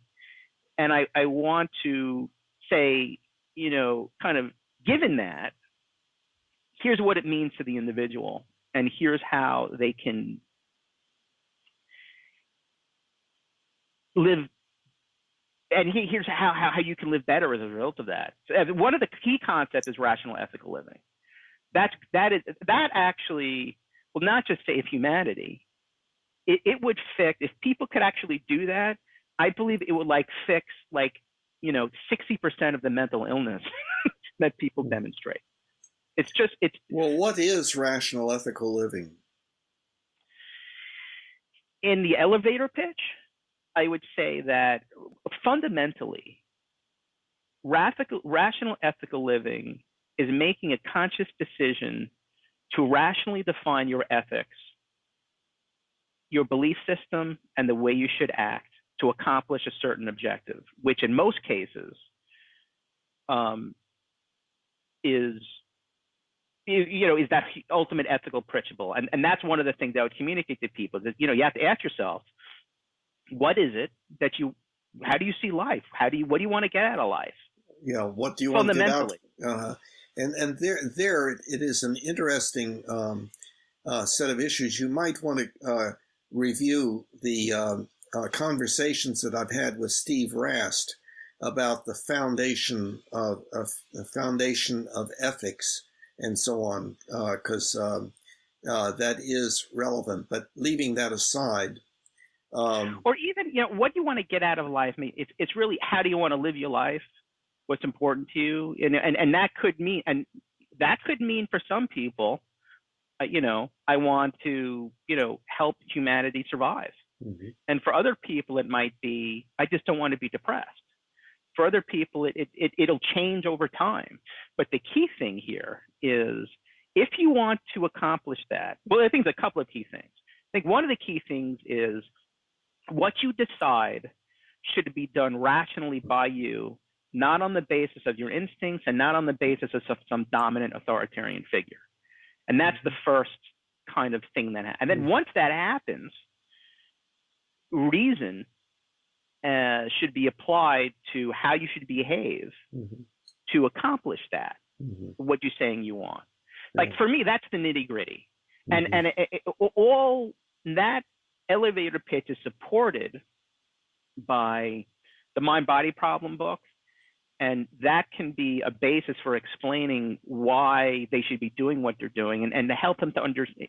Basically, what I see to be the mind-body problem is it helps people understand how they got into this mess in the first place. Why aren't people rationally ethical right now, like just born that way? And a lot of that explanation is in the Mind-Body Problem book. And then when it comes to, I probably would state, after I communicate the individual relevance, I probably would state and translate for the people how this is going to help humanity. Like, let's zoom out from you and let's talk about everybody. Let's think about if everybody did this. That's what I would be focusing in on. That's what I plan on focusing in on. And then what I hope is we can review that during these sessions and get your comments. Let's see, what do you think? Did I capture what you're trying to say? Yeah, I still think it'd be a good idea for you to do a humanianity.net or .org or something like that to match the humanianity.com. that would be, Yeah. So to my point before, I think that I don't want to make any kind of analogies here, but maybe unwarranted analogies. But even the Buddha, there were disciples. Not that I'm a disciple of yours, but there were followers of the Buddha that took the Buddha's words and kind of translated it, not just in different language, but communicated in different, packaged it in ways other people can understand that the Buddha didn't. And that happens all the time. Different Buddhist writers throughout the ages have done that. So if we make use, and hence there are a lot of different books about Buddhism, and each book kind of explains it a little bit differently, and different kind of people get it. This can make the same analogy. It's kind of like, you're the Buddha. You recognized, just like the Buddha recognized the Four Noble Truths, in the Eightfold Path, you recognize this movement within religion. So now it might take some of your followers, or some of the people that believe in this ideology, to translate that into some other books and it's maybe a .net or a .org for humanity.com for in other ways. Again, now, if I may just insert here, you're conveying the idea that Humanianity is a belief system, like like the Buddha's recommendations and so forth. It was a bad analogy, and I recognize it's not. So again, and this is very clearly spelled out on the website, that all this is referring to is a change that is occurring among the human species in the area of religion and things of that sort that have to do with our working on our ethics. It's a change in our ethics, but it is not, there can be difference of opinion as to, therefore, what we should or should not do. For instance, many people will say, no, Bill, you are wrong. Anger is good because it gets things done. It gets things accomplished. And I happen to disagree. I think that anger almost always is a motivational state that motivates one to do that which is not consistent with the ultimate ethical principle, Humanian ultimate ethical principle. When anger arises, yes, indeed, there is a need to do something, but it should be the ethical sense, one's ethical beliefs and the ethical sense associated with them that tells you what to do. And if you just do what your anger is motivating you to do, you're very likely to make things worse. Yeah. So that's an example of how somebody might be Humanian and still say, well, anger is good, or sometimes anger is good, and so forth. Right. Well, you brought up a good point that I recognize, and that I would want to try to respect the intent, the intent of, for lack of a better, the person who recognized the humanity movement. The Humanianity movement. And I recognize one of the things you're really concerned about is just creating another group that we're going to fight with. Mm-hmm. And I recognize that conundrum, and and I do recognize it's going to be difficult, and I will certainly include this in what is written. Mm-hmm. That's not the intent here, and I'm going to try to write it in a way so it can't be interpreted that way. Mm-hmm. But I do recognize that, not that you're a religious figure, but every religious figure almost throughout history, the founder has not wanted that to happen, and it has. Certainly the Buddha was one of them, I know for a fact. I could argue in a little way Jesus was another. And I believe but the nature of... on the website it says, I am not the founder of Humanianity. I have just put a label on something that's been happening for a long time and is going to continue to happen. I'm just trying to call attention to it. Yep. But I can guarantee that if this gets traction the way you would hope, or the way I would hope, and people recognize themselves to be Humanian, they're going to see you to be the founder of Humanianity, because that's just human nature. Then they should be straightened out. Yeah, well, but like I said, I recognize that conundrum, and I will do my best, and we'll review it, to think, how can we phrase this? And, certainly an open introduction statement, and maybe weave in with the entire narrative that, this is not the intent is not to create a group. Mm-hmm. We're calling ourselves Humanian, not to establish a group. Mm-hmm. And that might even be another thing. It's maybe there's a way of communicating these ideas without a label. The label is really what's going to create the group. Well, we're Humanian. So who created Humanianity? Well, it was Bill Van Fleet. Well, he's the founder. This is our group. He's our leader.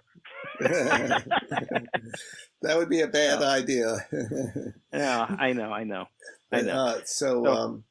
Um, but by the way, am I hearing correctly that you do regard yourself as Humanian according to the definition? I I would argue that I definitely think I would be. I Oh, remember we talked about this. Yeah, I remember we talked about this before, and the sticking point was the ultimate ethical principle. And do I adhere to the ultimate ethical principle? do I'm you not have a prepared better to one? say.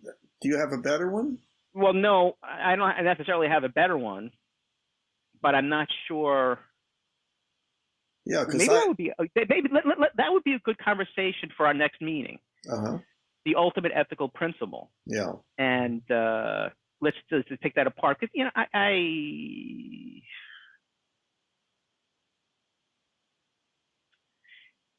I don't know.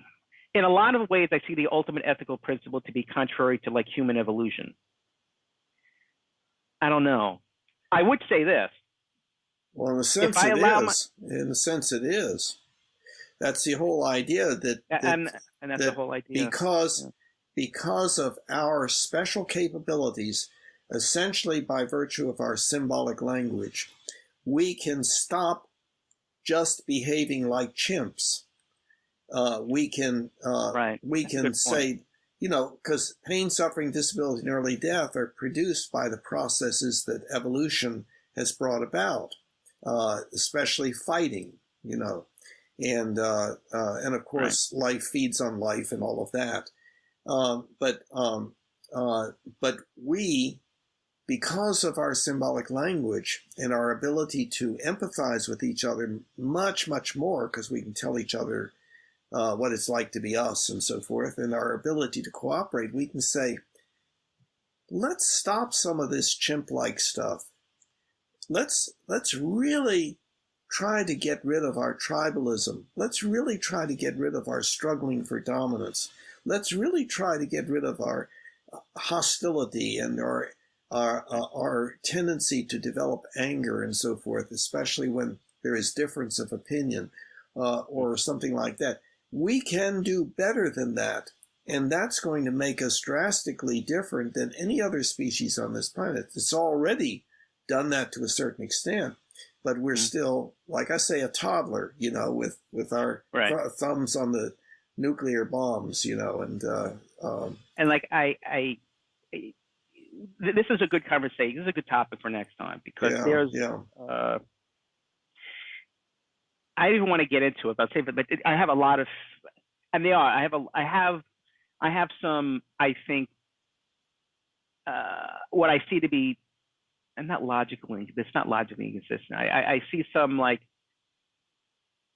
challenges to it from a large human time evolution perspective, but I also have some concerns about it from an individual perspective, and I also have some concerns about it just from a feeling perspective of what I've experienced in my life. Makes it very difficult to adopt an ethical principle that I see to be not aligned with how I would be treated in a way. And I think it almost opens me up to being almost like to being abused, given how I know the way a lot of people behave and have behaved in my life. And I have to be careful in that future discussion I don't want to get too personal and intimate. Oh, things, with what I've experienced in my life. I think it broke up. With you and I alone, I'd be. I think it broke up a little bit. What you just said. Yeah. In these in these public conversations. Oh. I want feeling of my my own past and the things that have happened to me in these public discussions, but certainly between you and I personally, be willing to do that, and maybe I might do some of that, but there are definitely a whole series of events that have happened in my life and experiences that I've had that makes it very difficult to adopt the ultimate ethical principle. Yes, and I understand what you're saying. Um, well, no, I conjecture what you are referring to. Uh, Mm. this, my guess would be that there are times when you have been, quote, mistreated badly, and that has produced a very intense feeling of anger and even a wish for revenge, Well, and that the Humanian ultimate ethical principle would say, well, don't get revenge. It does not say don't protect yourself if somebody's about to, kill you or something like that. But yeah, okay. But so so it's it's wait, wait, something like it's that. yeah. Anyway, It's not that I feel a need for revenge or anger. okay. Although I definitely have had anger issues that it takes me a while to work out. It's more that, and this is something. It's more that the ultimate ethical principle is so antithetical to the way humans are in general. It's almost like it's it's impossible. Yeah, well, That's where my right, experience is. right. And And I know, that's, and that's your argument to do it. well, That's why we have to do it. it's my argument as to how we're just toddlers. In other Right. words, we can't expect ourselves to suddenly grow up, but we have to work at growing up. And we don't have a parent species to say, well, now that's what it's like. That's what we want to become. We do see individuals that vary along these various um, dimensions, like, that we would call good versus bad, or uh, that there are some people that we say, gosh, I wish I were like that person and I don't know how they do it or something like that. And then, boy, that's terrible to be like that person. So we have a spectrum of observable behaviors within our species that can say, well, maybe, if we all became like these few people that we know that we admire for what we consider to be really good behavior, um, then, if we all were that way, then wouldn't life be so much better? And but Well, yeah. yes, it is. It is a very difficult undertaking to become, as a species, so much better than we've always been. But we are Yeah. becoming a little bit better. And Well, for me, as it pertains to me personally, it's like the tragedy of the commons. Like I recognize that. So it's like, what is that do I? tragedy of the commons?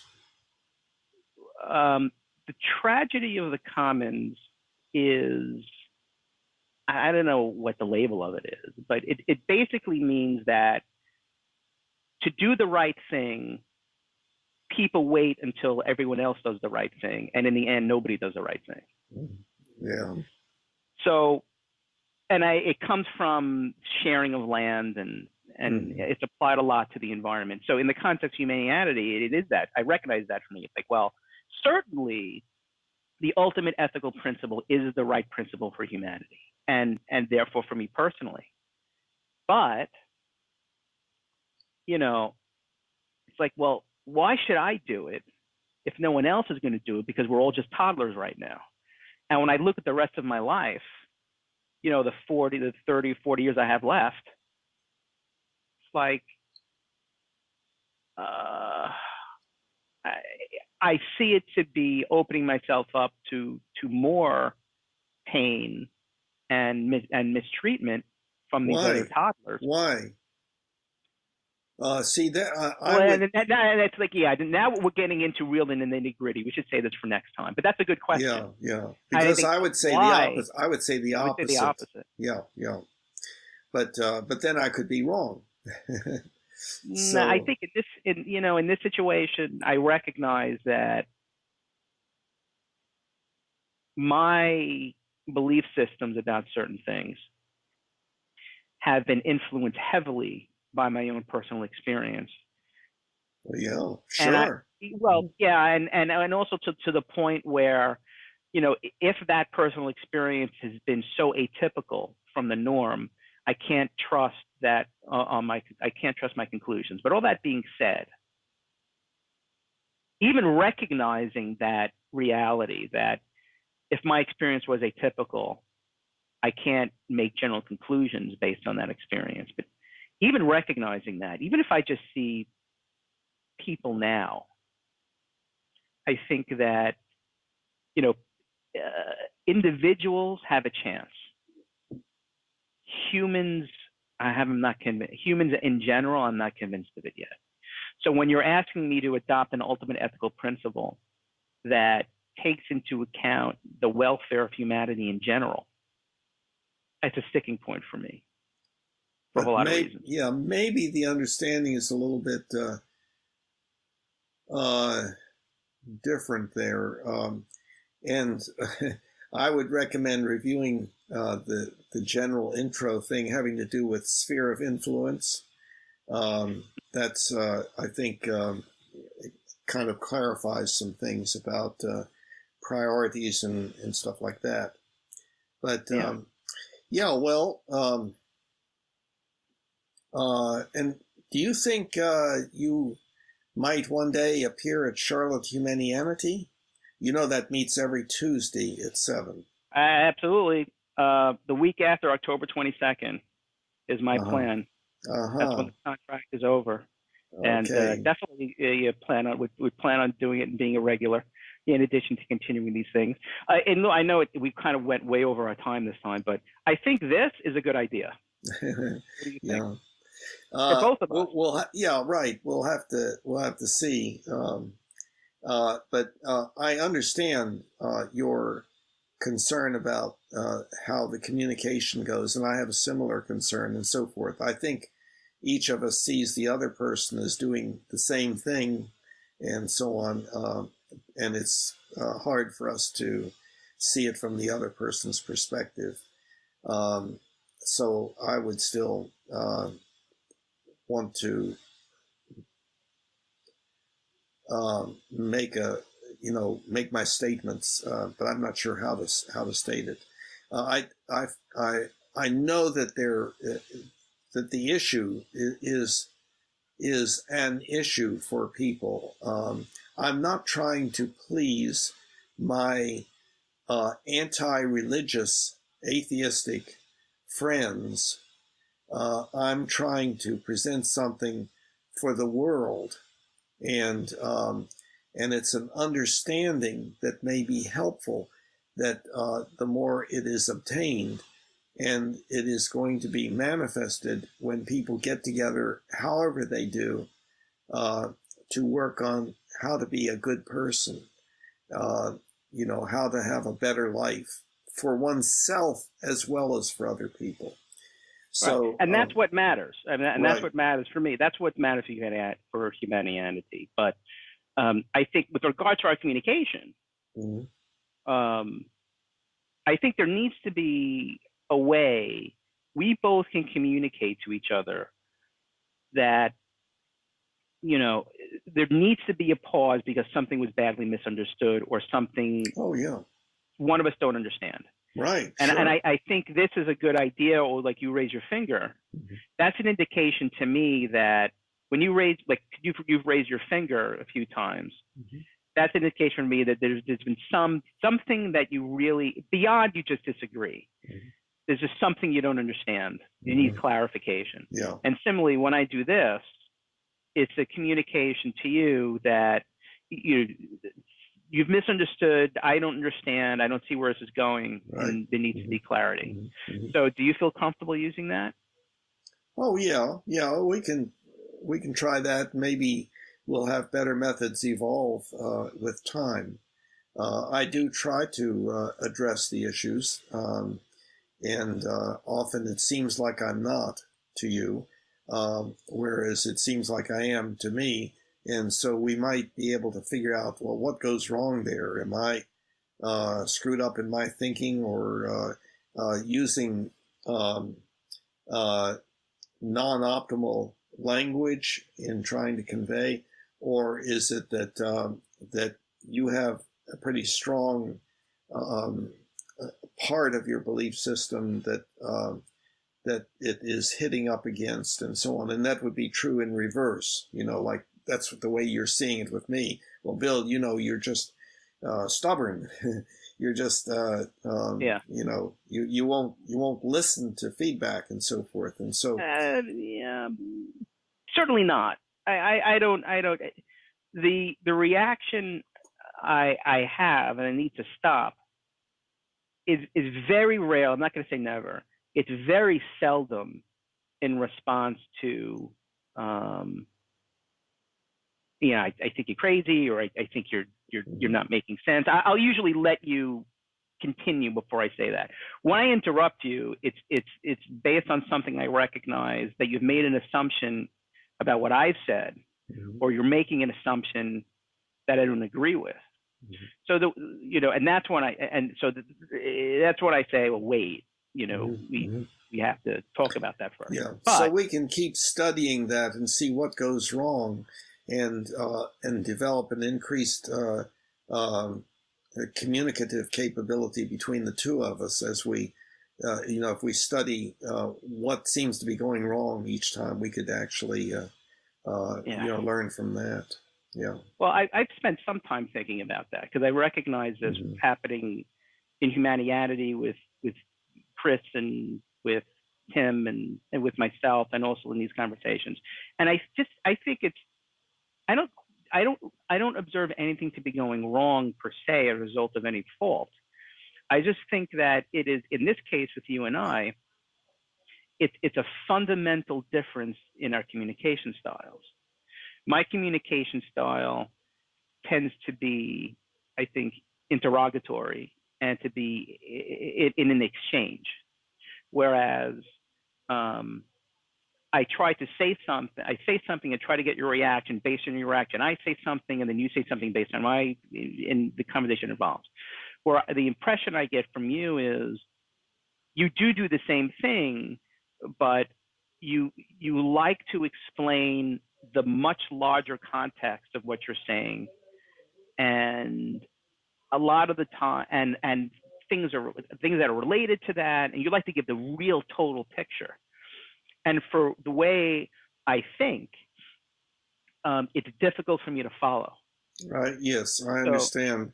And I would say possibly that if the opinion, you got two people, they have difference of opinion, and if one person's opinion is markedly, it seems to be so different from the majority, then that person's opinion should be heard at greater length to give it more chance, because there's the bias that, well, everybody thinks this way, and so you're obviously wrong, kind of thing. That people tend to say, well, you certainly can't believe that. That's way out.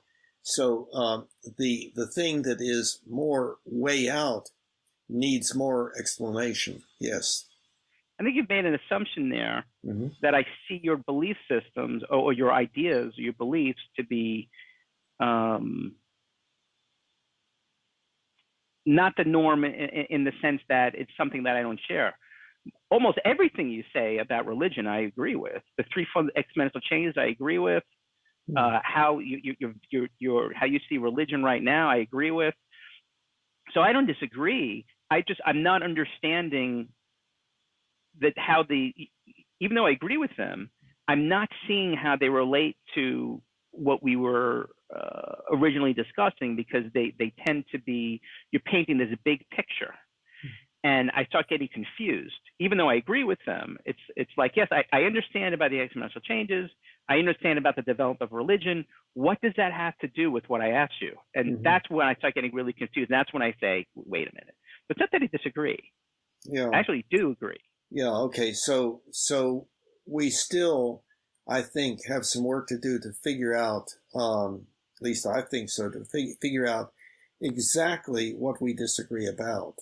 And And that I have made effort when I've said, well, you're saying I should. What is it that I should not have said, and what should I say instead? And you're talking about with respect to religion and humanity. Well, that seems to be the only big area that we at least have the appearance of having significant disagreement about. I think that if I could characterize it as disagreement. About what should be done on the website.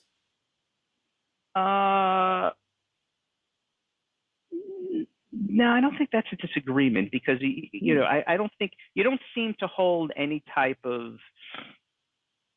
Well, okay, I don't think you hold any type of disagreement about me, writing another version of the website in a different communication vehicle.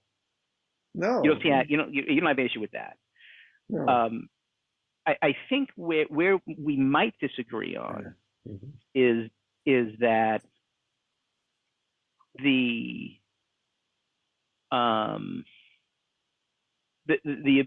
likelihood of people being confused based on the existing website or whether or not humanity is a religion or not. I'd say yes, there's a great deal of opportunity for confusion based on not the complexity of the topic, but based on how it's communicated. Where you feel it's not based on how it's communicated, it's the complexity of the topic. And that's something we certainly disagree on. Yeah, well, again, and you can keep in mind, maybe come up with some answers as to what it is that you would change, what change you would make, and see whether, in my mind, Humanianity still is there and is even easier to understand.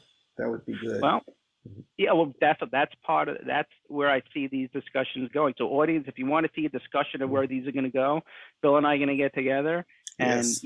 I'm going to propose we're going to review a completely different communication vehicle for Humanianity, and well, that's giving you interesting conversation. Right. That's the Humanianity versus Humanianity.com versus Humanianity.net. Well, I like to see them as complementary, and I think that's my intent is to make them complementary. Yeah, sure. Just for a different audience. Yeah. But, all right, my friends. So on that note, let's continue to do this, and this means an assumption's been made or somebody's confused, and we need to pause. Okay. That sounds good? Sounds good. But if we find that people are doing this too often, no, not just too often. People are doing this to say, "Stop! I disagree. I don't want to hear what you have to say." That's not an appropriate use of this.